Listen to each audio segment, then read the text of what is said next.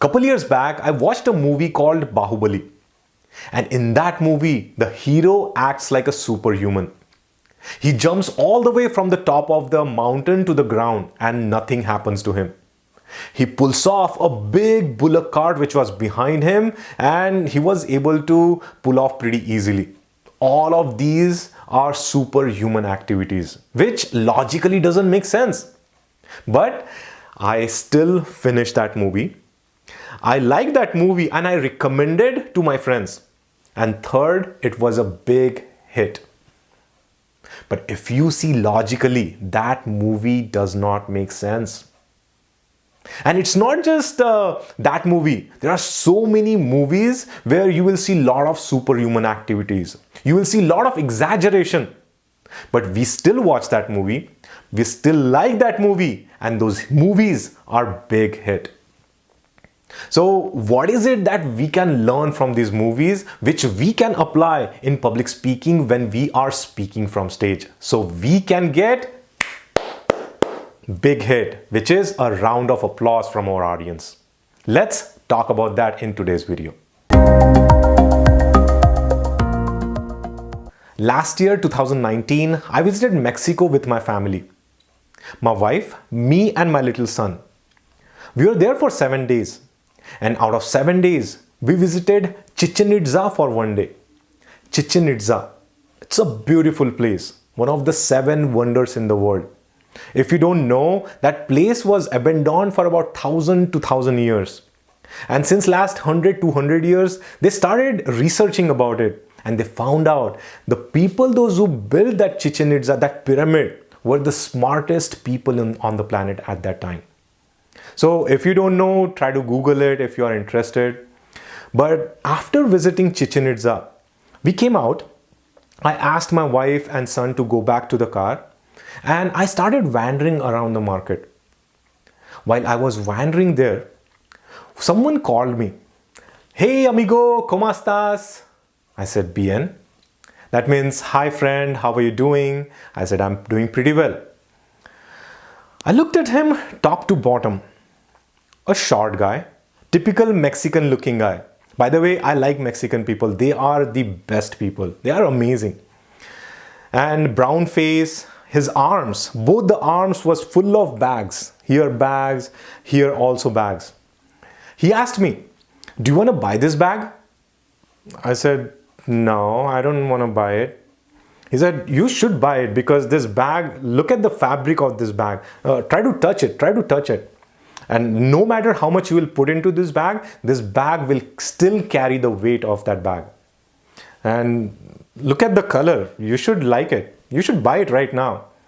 I said, no, I don't really want this bag.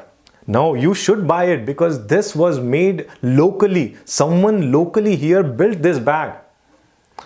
I said, no, I don't really want it. Just let me go. So I just left and started wandering around again in the market. The other guy approached me. Same, short, brown face, full of bags on his right arm and left arm. He asked me the same question. Do you want to buy this bag? I said, no, someone already approached me. Don't try to sell me this bag again. Later, he asked me one question. He said, sir, are you married or do you have any girlfriend? I said, yeah, I'm married. What's the problem? Imagine if you give this bag to your wife. Do you think she will be happy? When is the last time you gave any gift to your wife? And I thought for a moment. I pulled off my wallet, gave $15 to him. And it was this bag. It was the same bag I bought it from him. I went up to the car, opened the door, handed this bag to my wife as a gift.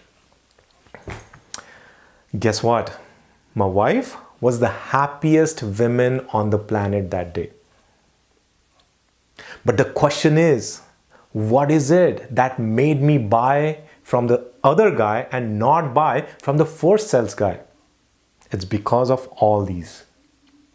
The first sales guy tried to sell me the feature. He talked about facts, statistics, data, and logic. Basically the fabric, how much weight it will carry, and it was made locally. And I was really not interested in any one of this. Whereas the other guy talked about the benefits of the bag I will get if I buy that bag. Basically, he created pictures, stories, feelings, and emotions. He asked me, imagine if you give this bag to your wife. And that made me a decision right away, and I pulled off and gave him $15. And that is what most of the movies does. They don't worry about the logic. They don't worry about the facts, statistics, data, and logic. They all catch us. They all hook us up with the stories in the movies, the feelings, the emotions. They create pictures when we are watching the movie. Isn't that right? That's why no matter what, how much exaggerated any movie could be, no matter what, how illogical that movie could be, we still watch that movie because that movie is attached to the emotions, feelings, and strong stories, and they create pictures in our mind. And that is what we miss when we give our presentation. In our presentation, what most of the people do? This is what they do. This is what we do. We give data, we give logic, we give statistics, facts, and figures.